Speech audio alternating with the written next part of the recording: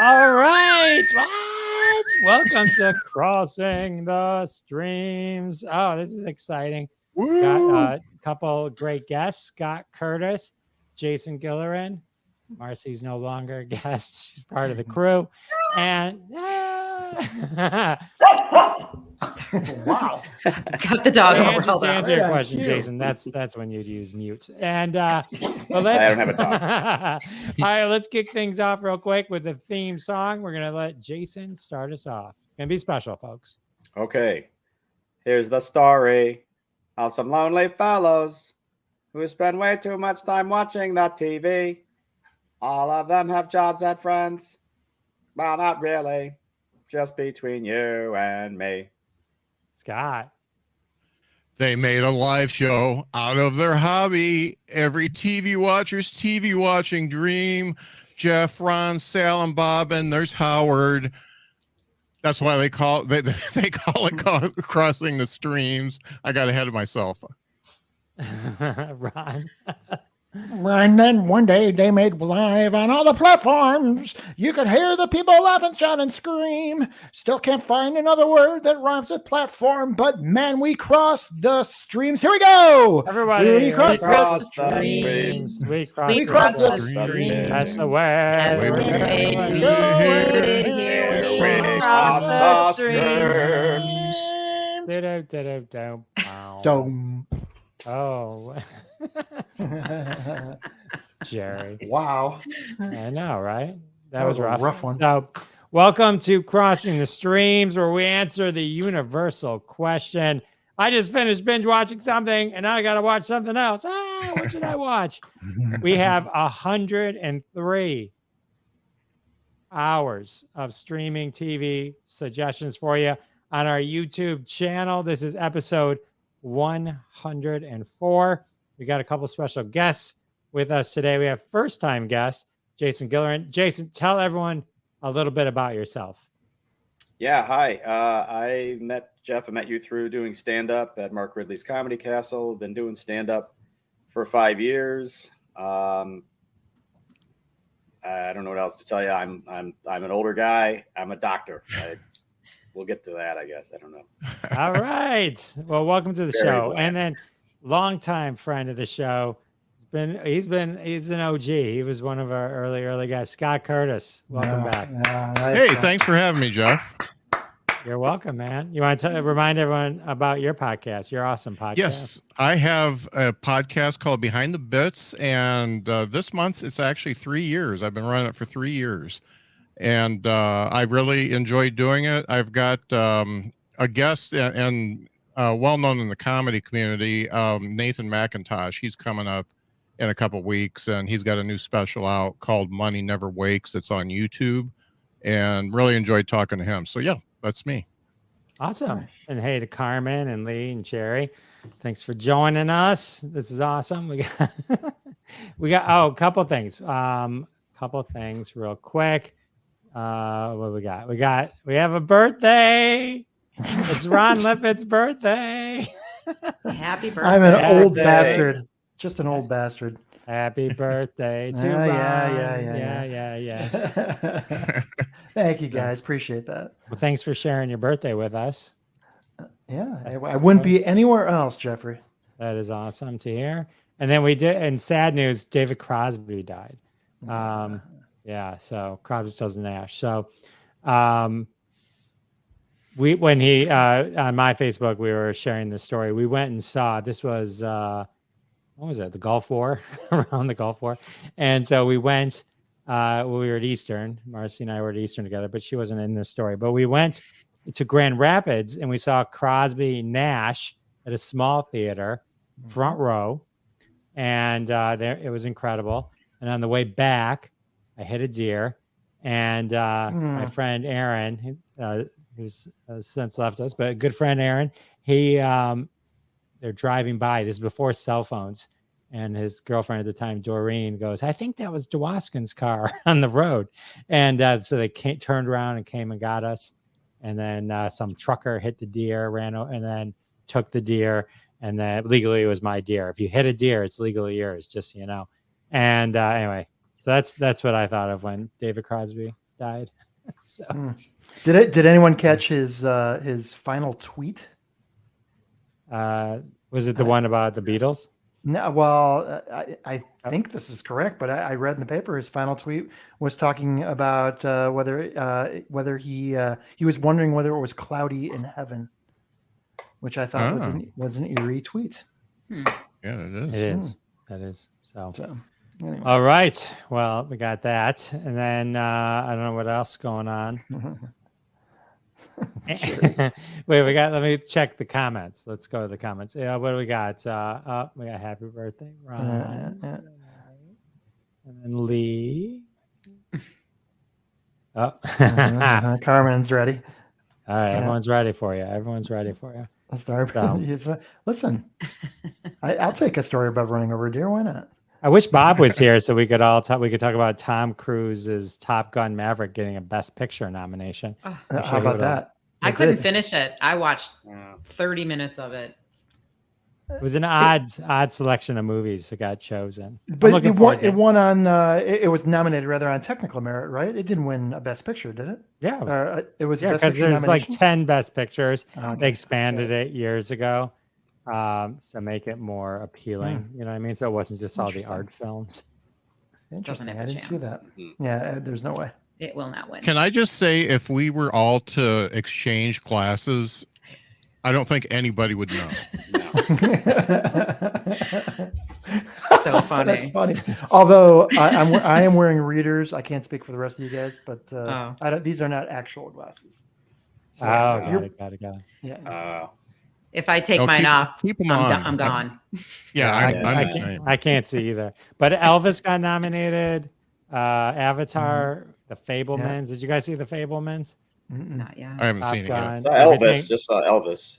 I liked Elvis. I liked Elvis. Good. I liked Elvis. I liked Elvis. So cool. All right. Well, we got so much to cover today. Yeah. We covered your birthday. So let's talk. Last week, episode 103, we talked about the baby, Smile, the hatchet wielding hitchhiker, Jack Ryan, and Unsolved Mysteries, Death at a Vegas Motel.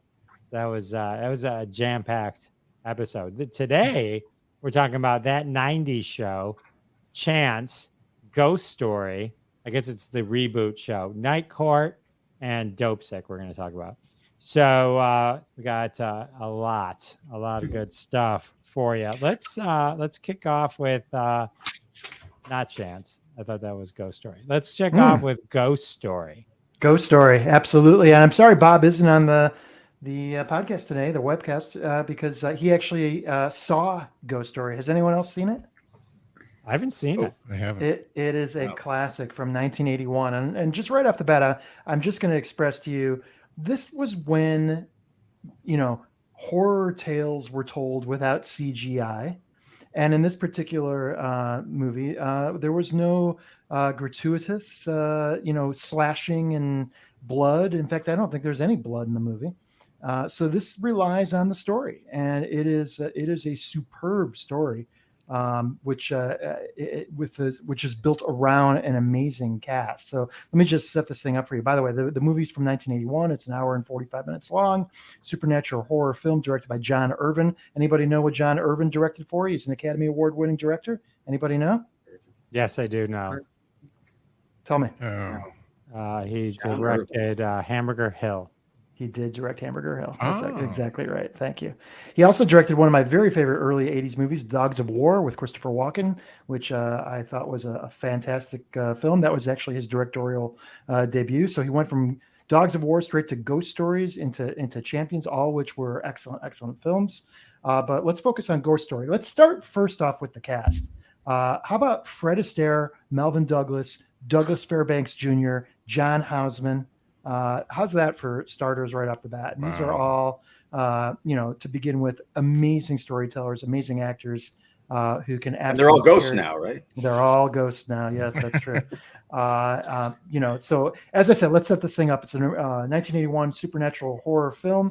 It follows a group of elderly businessmen in New England who gather to recount their involvement in a woman's death decades prior, when one of them suspects that her ghost has come back to haunt him. And thus begins the story and the telling of the real ghost story, which becomes the basis of the film, which is a fascinating story. It has a book written by Peter Straub. If you are familiar with Peter Straub, he is a fantastic author. He's written many award-winning books. So I do want to point to one particular thing before I talk about this movie. Alice Krige. I don't know if you guys know who Alice Krige is. She is a South African actress, producer. You may recognize her because her first feature film was Chariots of Fire, where she was one of the protagonists, the girlfriend of Abraham's in Chariots of Fire. And so she got a big award for that movie and then went on to Ghost Story. And she is nothing short of brilliant. And I say that with no small apology to the excellent cast that I just showed you a moment ago with all these great names. But I'm here to tell you, Alex Krige, I'm saying your name wrong, is Alice Krige, absolutely carries this film. She is unbelievably haunting. She is able to truly freak you out in this film simply by the way she speaks. As a ghost, one of her famous lines is "Dance with me, you little toad," and this goes on throughout the movie. And there's hints of her little voice throughout the storyline. And I just, like I said in the beginning, I want to point out they don't rely on any special effects. It's just storytelling, and the storytelling is magnificent, and it is an incredible arc, and the ending is fantastic, if not a little messy because they don't have good technology to I think do what they wanted to do with the ending of the story. But that being said, it is a terrific story. And I have enjoyed the retelling of this. I actually saw this in the theater, if you can believe that, back when I was a kid with my mother. I remember very specifically being so freaked out and that people were leaving the theater. They were so scared by this movie. So it was really interesting and nostalgic to be able to go back and view this film and see Alice Krige, who I remember as the ghost, and take it through. So listen, I don't want to get too far into detail. The story arc is excellent. There is a big twist in it. It features some very famous actors who you're all going to recognize. I highly recommend this as a one-off watch. Like I said, hour and 45 minutes. It's not streamable anywhere, so you will have to rent it on any one of the major networks. I love this movie so much that I actually purchased it for $11.99 on the Apple Store. So I have that now to go back to, and I think you guys will get a big kick out of it if you go and watch Ghost Story from 1981. Maybe So a party at your house. Yeah, this is 2 weeks in a row I've done a horror film, and that is very unusual. But Very unusual. But I'm into it. So I'm getting on a plane tomorrow. Maybe I'll watch another one on Delta Airlines. So I'm getting on a plane tomorrow too. Maybe we're going to the same place. I don't know. I'm going to Nashville. I'm going to Orlando. Is that in Nashville? No, not in Nashville. Hi, Anita. Thanks. Yeah. Hello, Anita. Hello. Jerry has an important question. Is this a prequel to Ghost Dad? It could be a prequel to Ghost Dad, even though it features a woman. So I think we're, in today's modern days, she could be, polymorphic. We'll see. Got it. All right. Okay, so you have to stream it or go to your house. Yeah, go to my house. I'll play it to you for free. But if you want to stream it or rent it, it's $3.99 on most of the services. Got it. All right. Let's. This theme of this episode is reboot. So let's start with our first reboot. This is a great reboot. Which is the 90s show. So I having trouble today. There we go. That 90s show. Marseille. Okay. So huge 70s show fan. I loved watching the whole thing when it started in 1998. I loved watching both my boys watch it from beginning to end. Both of them. I loved coming home and they were sitting in front of the TV watching the 70s show. So the 90s show, they reboot it and they bring all these kids back into Kitty and Red Foreman's basement, where there's a lot of pot smoking going on. And I had a ton of fun watching all 10 episodes. I promised my brother I wouldn't ruin anything for him, and I know he's seen 3 episodes, and I don't want to ruin this for anyone. You know, there's a lot of fun people that were in the 70s show, and there are cameos. They do bring a lot of people back from the from the 70s show. So let's just talk about how they do this. So it is, what do we have here? It's July 3rd, 1995 now. That's where it starts. And did any of you watch the 70s show? I watched it here and there. Yeah. Okay. Yeah. Okay. All right. A little surprised. Mid-70s. Very, very, very, very funny sitcom. Huge I love following. Mila Kunis. I know. Mila Kunis, and yes, and Ashton Mhm. Kutcher. That is where I'm sure they probably fell in love. But you know, Ashton Kutcher was all like, "I think I'm going to go for this older lady kind of thing, but I'll meet back up with you later on in life." You know, let me just go have some fun with Demi Moore. But anyway, so the 90s show, like I said, 10 episodes. It's you're not going to know these characters, not being fans of the show, but the main character is Eric Foreman, teenager in the 70s. He's now 38. Him and his wife, Donna, who was the next door neighbor. They've got a daughter. He's a Star Wars fan. They name her Leia. So the show now, the reboot, is about Leia, who comes to stay with her grandparents for the summer. She gets all these awesome friends, and they all hang out in the basement, just like her dad did and her mom. And I have watched a lot of comments online. I've joined some groups. I just wanted to see what other people were saying. And you know what? They have a lot to say. It's awful. I never want to read comments like that again. They're so judgmental. They've picked apart the date. Like, how is it really their daughter? If they were this age, I mean, it's just ridiculous. So these are our new characters. We've got Leia, her new best friend, Gwen, Jay, who is a child of another couple. I don't want to ruin it. You got Nate, Nikki, and Ozzy. Ozzy is a 13. The guy who plays him. Shit, I didn't write down his name. Anyway, he's Rain 13. Joy. You got it? Oh, I love it. Thank you.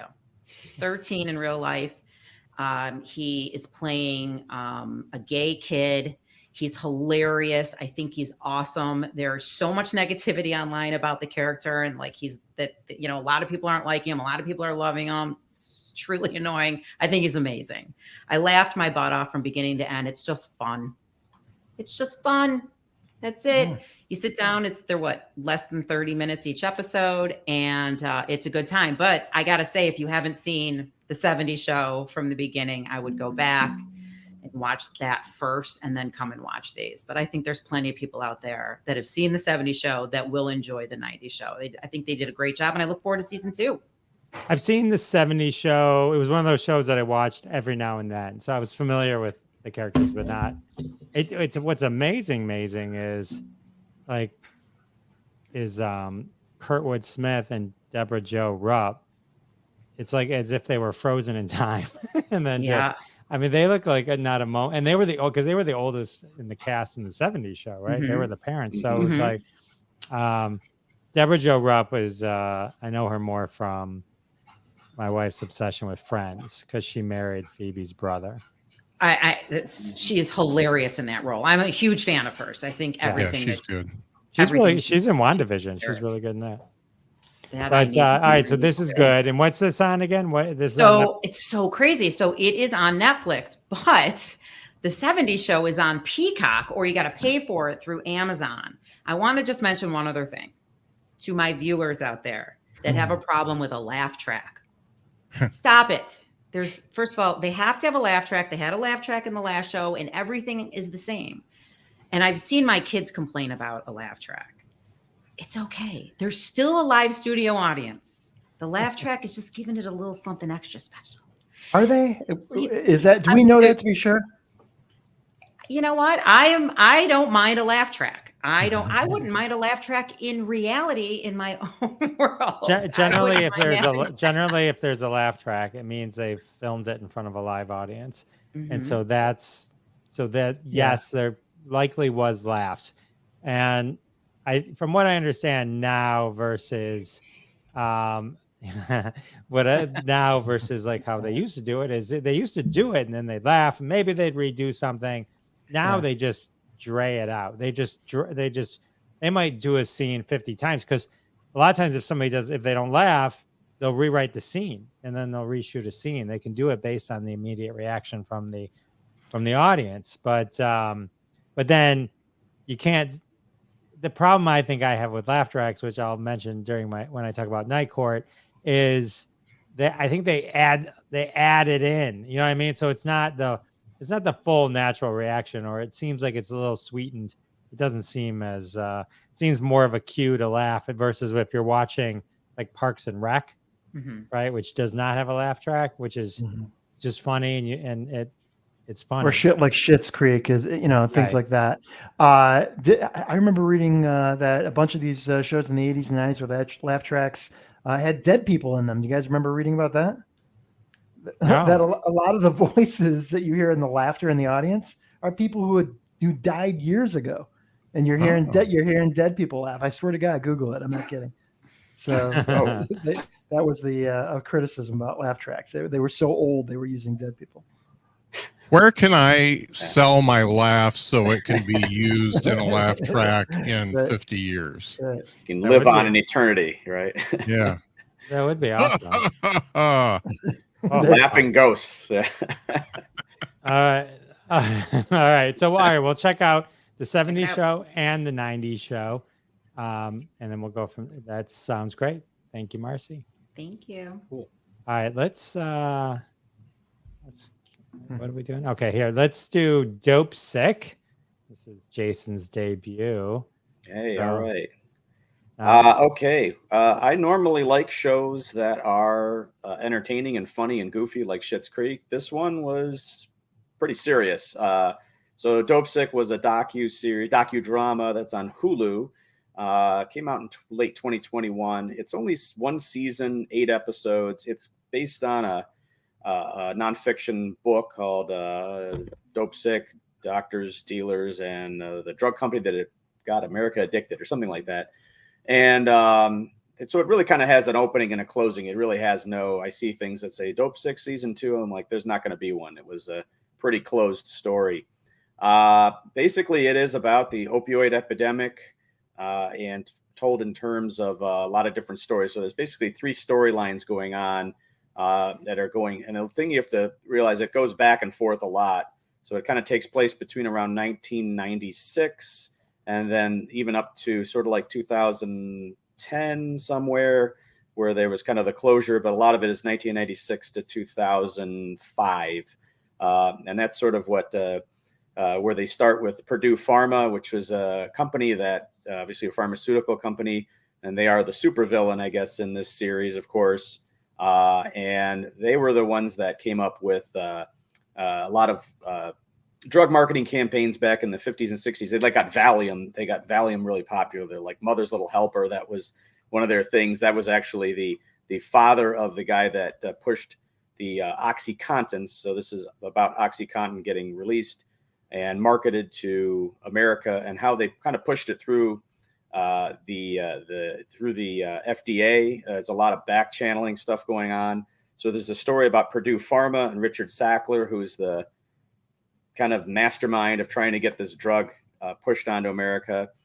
Then there's the story of the DEA agents and the FBI. I think it's DEA mostly, and the Department of Justice that are after these guys, trying to figure out. They find out, hey, something's going on. There's this epidemic. There are people getting addicted to these pills that are supposed to be touted as like miracle drugs for helping and curing pain. These guys had this campaign to try to say, we're not treating pain and we can get rid of pain. And then that set against the background of the third stream, which was about coal miners in Kentucky, and Michael Keaton, who plays a family doctor in that area. He's a widower. His wife passed away, and he starts getting wind of this drug, and that's where they first start pushing it, is they want to push it on these poor people who are working coal mines and who are just doing backbreaking labor and in pain. And so he gets one of his patients addicted, and she goes down this sort of rabbit hole. It's kind of a redneck train spotting going on at times, and it gets kind of sadder and darker. And you see these people, just like any people that get addicted to drugs, they have these moments where they kind of rebound and they kind of come back, but ultimately they pay the final price. And then gets even worse when Michael Keaton himself gets into a car accident and basically gets pushed on this drug. And next thing you know, he's getting addicted and he's going through all sorts of crap. And so it comes full circle where basically Purdue Pharma is torn down. I mean, the company gets beat to shreds for this, and it becomes a huge backlash. As a doctor myself, I had to watch it. It's really interesting because it's set against the backdrop of me training and learning of this, and how we have to manage it now. With anytime with people come in, we have this thing where you say in medicine, people who are drug seekers, they come and they're like, "Hey, I need pain meds, and I may not be in pain, but they want them." This show is about drug finders, unfortunately. So, but it's compelling. It's really good. Michael Keaton is fantastic. Everyone's fantastic in it. There's not a lot of other big names in it, but everyone in it does a killer job, and it sucks you in. It's a kind of a dark story, but it's Big Pharma is made to look much worse than they probably are, but it's Big Pharma. They're an easy target, and in this case, I mean, they really kind of deserved all of the crap they get, for sure. And I it's kind of something that carries on today. Easy watch. It's pretty quick. Like I said, you don't get sucked into, you don't have to worry about a season 2 as far as I know. It's an American drug horror story. Eventually, unfortunately, it's true. There's a lot of things they could do. They could do other things in medicine and class action suits. This one was, I mean, the numbers are staggering. So as far as terms of like how many people got addicted, the drug reps are actually compelling characters. There's 2 characters in there who are being marketed to push these medications, and the crap they got to do, the incentives, and how the higher ups push these people to push medication on the doctors. And I deal with drug reps every day, and it's like, yeah, it's you got to take everything they say with a large grain of salt. So yeah. So I had a chance to watch this as well. My wife's a physician as well, so we had a lot to talk about with this, and nice. I think one of the compelling elements of this is the manner in which all of the systems which are designed to protect the public, whether it be the doctor, the prescription drug company, the government, all of these systems that are supposed to be in place for the betterment of your patient. None of these were able to prevent what happened to happen, and that they ended up becoming like this feeding frenzy of money. And it just, it was hard to watch, but even harder knowing how true it all was. It's an absolutely true story. So, so friend of the show, James Healy, was in Dopesick. All right. How often does this happen? First time. So James, what's up, man? Hey guys, how you doing? I'm on my phone, so is the sound okay? Yeah, you're fantastic. Okay. For special celebrity call-in, you sound amazing. I've been on your show a couple of times. I appreciate it. I got the notification you guys were on Facebook Live, so I thought I'd tune in, and I saw you were talking about the 90s show, which I haven't seen yet, but I grew up being a kid in the 70s. That was like my life, 70 to 79. I graduated high school in 80, so that was really, following that show was me. But yeah, Dopesick, I was only in one episode 3. I played the judge that denied them their request for all the material and then made them come back and resubmit their affidavits, and I approved it. But powerful show. I enjoyed being on it. Was treated well by the cast as well. Jason, how did James do? What's your he sucked. Yeah. Those affidavits had no chance against him, no chance. I just didn't believe he really could control an affidavit. So the gavel just Yeah, too much gavel. Not too much. James, the young lady who plays the drug addicted Betsy, yeah. That actor seems to be very, very talented. Did you get a chance to meet her at all, or not so much? I didn't. My scenes were with just went blank on his name. Sarsgaard. Michael Keaton. Yeah. No, Michael was actually completely wrapped by the time I got on set. He was. They brought him in and did all 10 episodes of just him and everything he had to do. And then he went away because he was going off to do, I think, that Assassins movie that he was in. And so he was already gone. I met Michael Stolberg, very nice, but I didn't get to work with him. But yeah, that series really launched her career. She was doing okay before, but she is very powerful performance. She's got couple of nominations on different things, like a Critics' Choice and a SAG Award nomination. Yeah. And her career has really taken off. Yeah. Amazing. Awesome. You know, I didn't want to talk about this, but I was also in Dopesick. I was a pill. He was recovering addict number 7. Yeah. No, I was just a pill. You were the scratching guy in Florida, like, hey, man. Scratching guy number 3. I was going to say, you look more like that chart of, how do you feel on a scale of 1 to 10? You look more like that was good. I like how the people in no pain are always like, yeah, you're like that happy. I guess if you're, you win this round, Judge. Hey, like I said, I just saw you guys were talking about it. That's why I made the comment. It's very nice of you, Jeff, to invite me in. I always love being on your show and everything. But I won't take up your time. I just wanted to say hi. You guys are doing a great job, and I'm doing well. I got several things. You should have just seen me on Tulsa King.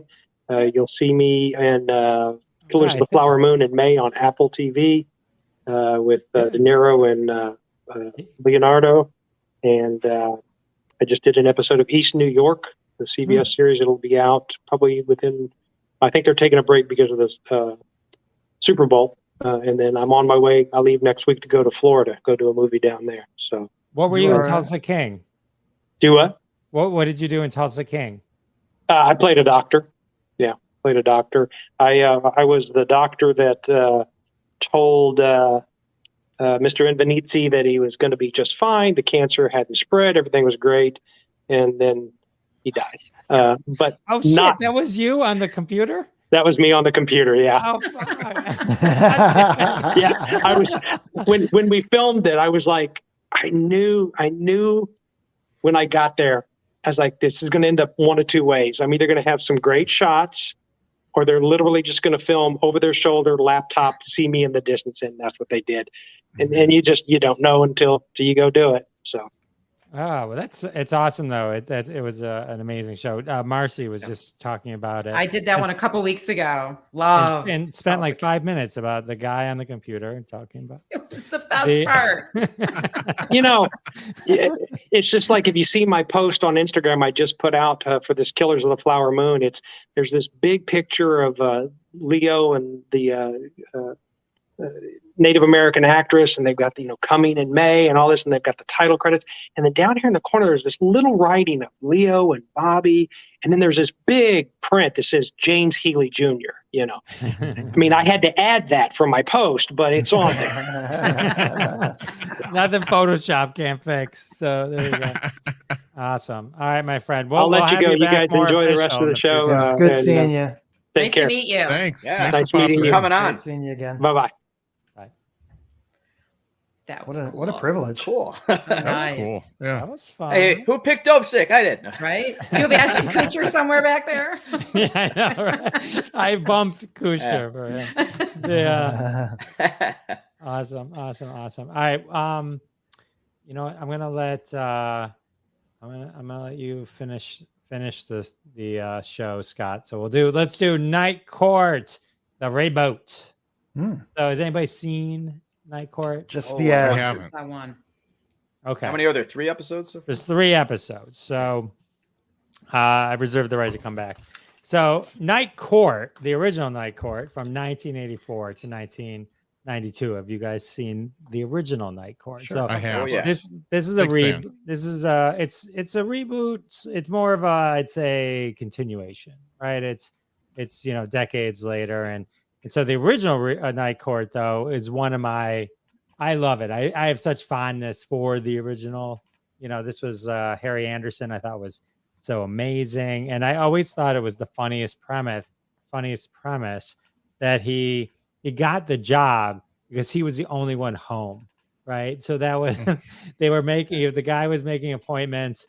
He was the only guy home on a Sunday. That's how he gets appointed to be this judge. And so there was a lot of people on the original Night Court: Marky Post, Richard Mull, Selma Diamond, who passed away during the run. Florence Hallop replaced her, died during the run, and Marsha Warfield then replaced her, still alive.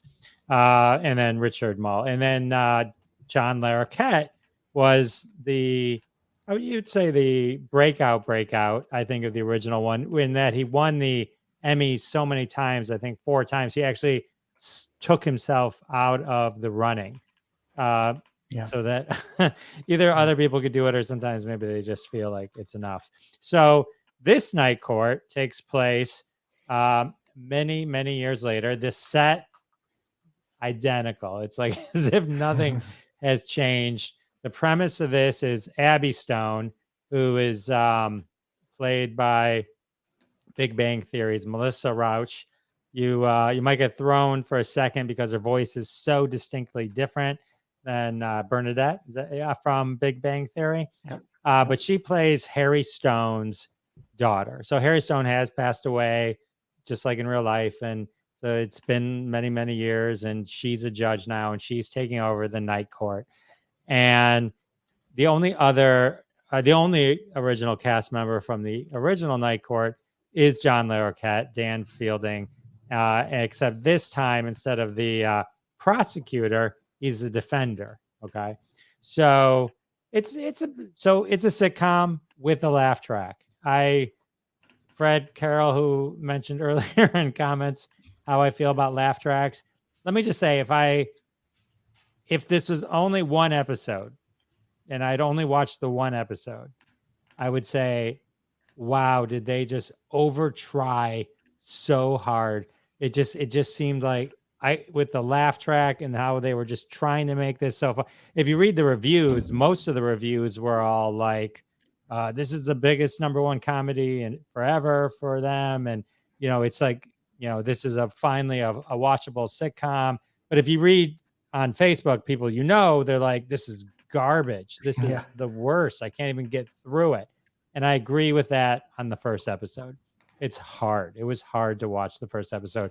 But Fred Carroll said, keep going, keep going. So the second episode was better. And by the third episode, it's not, I think it gets a little more in the groove. I think the first episode found their gear. Yeah, I think it was just like the one, there's Melissa Rauch, she's Abby Stone, so she's sort of the main one. There's India de Bedford, she plays Olivia. She plays a district attorney. It's one of those characters, pretty woman who's not used to being a normal person. She's treated well. She's not used to being a peasant. You know what I mean? Like she's a well-to-do, but somehow she ends up in Night Court. And then Kapil Talkawalkar is the clerk. Lacreta is the bailiff. Her name's Gergs Donna. She's probably the most egregious in terms of, I'm sure she's a very humorous person and funny, but man, did they try and push her so over the top on this. At least in the first episode, it kind of gets a little more workable by the third episode. So, it seems to be doing well in Rotten Tomatoes, 70% approval rating, which seems about right. It retains the idea and the concept of the original show.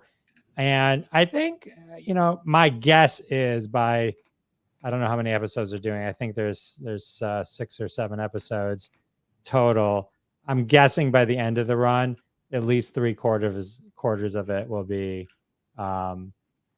very, very watchable. And then I think perhaps for a season 2, with that kind of run, it would probably be something that could sustain itself. But the first episode, I found painful. They were trying really hard to tie it into the first one. And it was just like the laugh track just seemed like it was just exploding in my ears. And it was just like they were just trying too hard with some of the characters. John Larroquette's a genius. I mean, he's amazing. He's just he can do no wrong. But it was just like, I think the show finally kind of found itself, or is finding itself by the third episode. So, Marcy, how'd you feel from the first episode? It was okay. It did nothing for me. In fact, now I'm thinking back, I don't think I finished it. I think I need to go back and finish the first episode. Like, It yeah. wasn't very memorable for me, but I will go back and watch it. John Larroquette by himself is worth it. It's in 2 and 3 when they kind of get their footing a little bit more, I think. But I think the characters have promise, and if they can just stop trying so hard as they did in that first episode, then I think it has a chance to be long term. You know, there's just only so much the nostalgia effect I think plays into it, and then eventually it has to stand on its own. But you know, so That's a show I can watch with some headphones in while getting a manicure. And I need those shows, you know? That's how I started watching the 90s show. So it's not something I'm going to sit down with, you know, bowl of popcorn. well, at it's 10 o'clock on. at night. Yeah, it's Peacock. It's was at NBC. I like the show. Oh, you know, was that you or something? I think I remember that. The not too long ago. But I don't remember what I was gonna say. Peacock. Oh, Peacock. Yeah, it's on Peacock. It comes out one a week, so it's not something you can catch up with That's the true. 3 episodes. But yeah, I mean, I would definitely check it out. I would put it in check it out, but you got to get through that first episode. If for some reason you love the first episode, then you're golden. But I think you're gonna have to get through that first episode. You should take OxyContin while you're watching it, then you'll be okay. That's a good idea. Jeff, when you read the reviews, is that what they say? Do they like agree with you in that assessment that Well, the you gotta reviews get through? seem to be very favorable. Some of them are like, yeah, these characters need to tone down a bit. They need to, you know, become a little more normalized. But when you just read like other comics talking about it on Facebook, you know, just people we know, slamming it. And if I only watched the first episode, I agree 100%.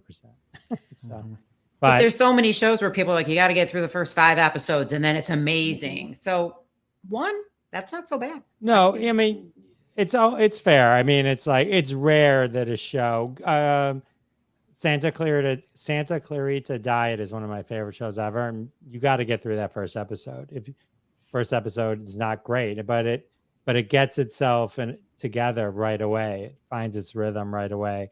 This is finding its rhythm. I think it's just needed a second. I think they were trying so hard to tie it into the first one. By the third one, they're doing it, but it's a little not as you know, bashing people over the head with it. So Cool. anywho, cool. All right, let's finish up with Chance and Scott Curtis. Take it away. Yeah. So, in keeping with my usual, I'm years and years behind when shows were released. I think the last one I talked about was the X-Files, and the one before that was the Americans. So usually at least 6 years after their release is when I get into them. So I found Chance on Hulu, and it has Hugh Laurie as a star, from House fame. Also, part of the great duo with Stephen Fry over in the old England. And he started out as a comedian. He's a musician, great actor. But so I watched one episode of this and got hooked immediately because it is, it's kind of like House, but different, with a lot more crime. So it's based on these books by this dude called Ken Nunn, and Ken Nunn actually created the show with Andrea Cunningham, and this started in 2016. And Hulu, this is straight to Hulu. They ordered 2 seasons, and that's all we got, which is fine because it ended perfectly. But he is a neuropsychiatrist that kind of handles people who have been in very serious violent crimes. And in doing that, in season 1, he starts helping this woman who ended up with a split personality after getting hit in the head with a shovel by her husband, who is a bad cop, a dirty cop, helping her get away from him.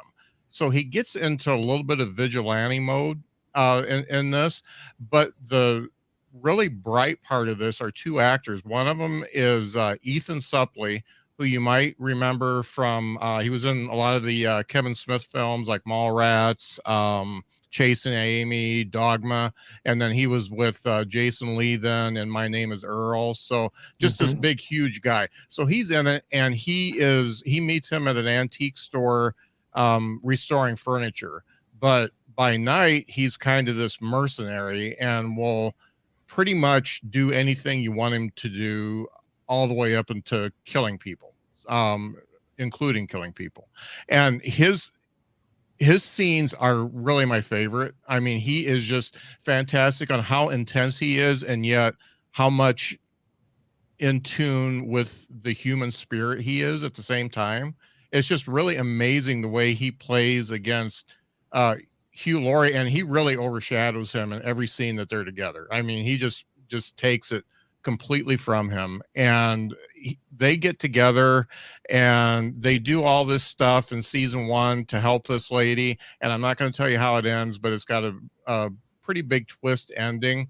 And at that point, I didn't even know there was a season 2, because I was just watching through season 1. I thought, okay, this is done. And then season 2 starts, and one of the guys that was in season 2 just a little bit, his name's Brian Goodman. The guy that played him is Brian Goodman, and he was like in Fast and Furious. He's got a lot of small roles and a lot of stuff, but another really great performance. He plays this cop who is at the end of his career, but it's also revealed that he's gay, and one of his boyfriend is actually killed in the second season, and he wants to get revenge on the guy that killed him. And the guy that killed him turns out to be a really big tech millionaire. And so what happens is Hugh is not in his practice anymore. He's in this practice in a hospital where he's got this group therapy where all these people have had violent crimes done against him.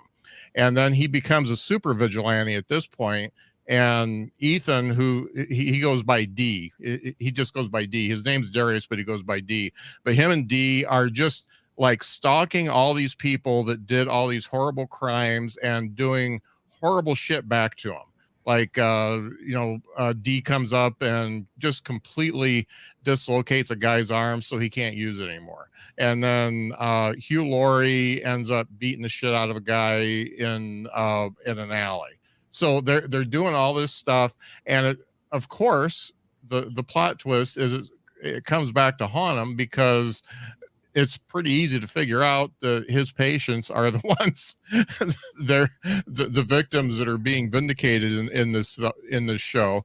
And it just becomes this whole thing in season 2 where there's a lot of subplots with the detective, and it's just really neat. And I just got to say that between Brian Goodwin and Ethan Suplee, it makes it totally worth it to me. And I really got into Ethan Suplee so much, I started looking at him. He's got, I think he's got 5 kids, and he's actually married to Juliette Lewis's sister, Brandy. They've been married since 2006. But she's really a fine girl. Yeah. Yeah, good song. But it was just a really good show, and I had not heard of it at all before. I just put it on because I like Hugh Laurie, and the first episode sucked me in, and I kind of like season 2 better than season 1. But they are both, I think my wife and I finished 2 seasons in like 2 weeks. So it was a true binge watch for somebody who doesn't binge watch stuff. Awesome. That's cool. All right. I loved it. Yeah, I'd never heard of it. No. Yeah, All it's still on Hulu. All right, so the answer was 1 episode. The answer was 1. 1. I don't know what this means. Gus is from Breaking Bad, so are you guys Okay. Breaking Bad fans? Yeah. Got it. Yeah. Okay, just didn't recognize. And Of then course. what a good wife she would be. Yes. Such a fine girl. Such a fine girl. So amazing. Did you watch Avenue 5? Did anyone watch Hugh Laurie in Avenue 5 Nope. on HBO? Oh, No. Guaranteed Fisherman did. It was I couldn't get through season 1. I just it seemed like it's just it's like they're on a cruise ship in space, and then they get Oh wait, I saw a couple episodes of that. It sucked. yeah, and then they kind of like realize they can't get home. It was a weird premise. It's like they can't get home, they can't be saved, and so it's almost like they're just all gonna die. I never understood the. It was like the what was the Mars movie with Matt Damon. Matt Damon? Yeah. Right. That Martian, was The Martian. Yeah. That I can watch a million times. But that one, they said, oh, we can just whip around the sun or the moon, and then we catapult, and then we can go get him, and he can make the potatoes from his poop in the meantime, and then we'll get him. He's gonna science the hell out of it. Exactly. I could watch. That's one of those movies, by the way, The Martian, that I can watch anytime. If it's on, I can watch it. It's just it's so good. Good music too. But Avenue 5 was like didn't seem to have that type of promise. Yeah, I think I got through like 3 episodes on that, and I was like, nah, you can't have any more of my life. It was horrible. It was just I didn't get it. So it seemed like it might have been a good idea, but no. As Josh Gad and some other people. Anywho, I like Josh Gad. Good. So Jeff, I was just going to jump in. I know are we at the end already? Or are we? We can do. This is the random part of the show. Well, I would just say this. We're moving through such great content so quickly that sometimes, those of us who have missed major brands, like myself, having never seen Yellowstone, I will just tell you that trying to catch up in this environment where there's just so much content going on. How do you invest in how many seasons now with Yellowstone? 5, is it? We just did it. Robin and I just did it. We got through Yellowstone. She's got a Yellowstone Dutton cap. A friend of mine just dropped this off for me. Well, you got to keep in mind they're only 8 episodes. They're only 8 episode seasons, Robin. Yeah. So it's not like the old days where there were 24 episodes. Right. And once it gets going, you just can't stop. The nice thing about Yellowstone is one episode at a time kind of does you because it takes a lot out of you. So I did finish Tulsa Kings. We watched that after Marcy said it. Tulsa Kings was amazing. Stallone was incredible. I didn't even know he could be that good. Yeah. And funny. And the whole cast was funny. There was a funny Silicon Valley. What network is that on? Paramount Plus. Paramount Plus. And then we just started. It's someone's password. Yeah, we'll give you. I don't know. Marcy, can I have yours? It's actually Fisherman's. He's in the audience. I'm 2 episodes into 1883 now. Oh, nice. Okay. So is that with that's with Faith Hill and her husband. Oh, okay. And so isn't Harrison Ford in one of those? That's in the 1923 with Helen Mirren. Okay. Which is the prequel. This would be, I guess, the prequel. Damn. How do you keep up with that stuff? That's why I watch shows 6 to 16 years after they originally aired. Yep, it's true. I'm with you, Scott. This is what happens, Scotty. Well, there was something nice about watching Yellowstone. Oh, so Yellowstone, since this, I couldn't even believe this after the actor who plays Rip, okay, who's like one of my favorite actors and characters on that show, Rip, is Cole Hauser, okay? And Cole Hauser looks nothing like he did when he was younger. But he was in Cole Hauser was in why can't I remember anything now? With Matt Damon. She's Good Will Hunting. He was in he was one of the people that hated Jews in the other movie with Brendan Fraser. Good School Ties. School Ties. Oh, right. Anyway, but if you look at him in those movies, I was just like, no way. He didn't have a cowboy hat on? Well, it just with the beard and his face is like a little more fuller now, maybe. You know what I mean? It's like, I mean, you can kind of see it, but I never would have in a million years realized that was even him. I don't think. You know, And he's the son of Wingshauser. He's the son of Wingshauser, who was in some of the worst movies ever made. Really? Yeah. Like You got one? Plan B from I outer got a couple space. up here. The Siege of Firebase Gloria in 1988. My gosh. Like, I mean, Road seriously. to Revenge, 1983 or 1993. Vice Squad in 1982. Bad movies. Huh. You sure that wasn't Police Squad? No. No, not Police Squad. Police Squad was great. Police Squad was amazing. Just got Yeah, he was not good enough for that. Yeah.